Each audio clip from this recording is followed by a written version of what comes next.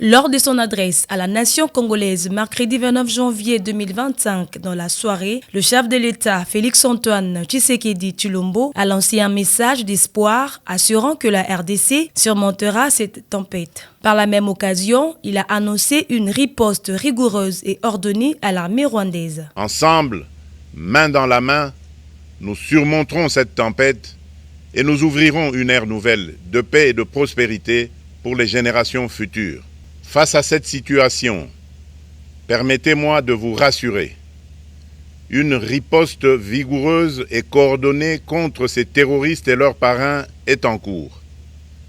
Nos vaillantes forces armées de la République démocratique du Congo, symboles de courage et de patriotisme, sont pleinement mobilisées, prêtes à défendre chaque centimètre de notre territoire. Le président de la République tient à mettre fin à cette aventure rwandaise en appelant les Congolais à la résilience pour défendre l'intégralité territoriale. L'Est de notre pays, en particulier les provinces du Nord Kivu, du Sud Kivu et de l'Ituri, fait face à une aggravation sans précédent de la situation sécuritaire.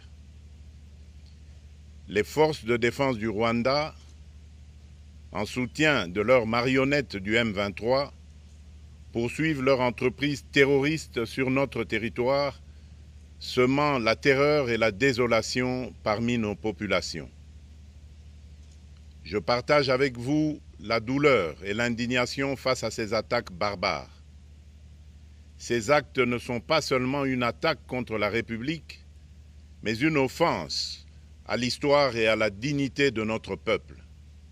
En ces moments difficiles, je vous appelle à la résilience et surtout à la résistance. Pour ce faire, les commandants suprêmes des FARDC et de la police appellent tous les Congolais, y compris les acteurs politiques, à se mobiliser derrière l'armée afin de pouvoir bouter l'ennemi dehors. J'appelle donc la nation entière, hommes et femmes, jeunes et vieux, acteurs politiques, opérateurs économiques, membres de la société civile, confessions religieuses, artistes et sportifs à se mobiliser, à faire bloc derrière nos vaillantes forces armées et à contribuer chacun à son niveau à l'effort de guerre. Ici de rappeler que son adresse a intervenu quelques heures après son refus à une réunion en distanciel avec son homologue rwandais, initiée par le président kényan, président en exercice de l'EAC, William Ruto, pour résoudre la crise en cours de la partie est de la RDC.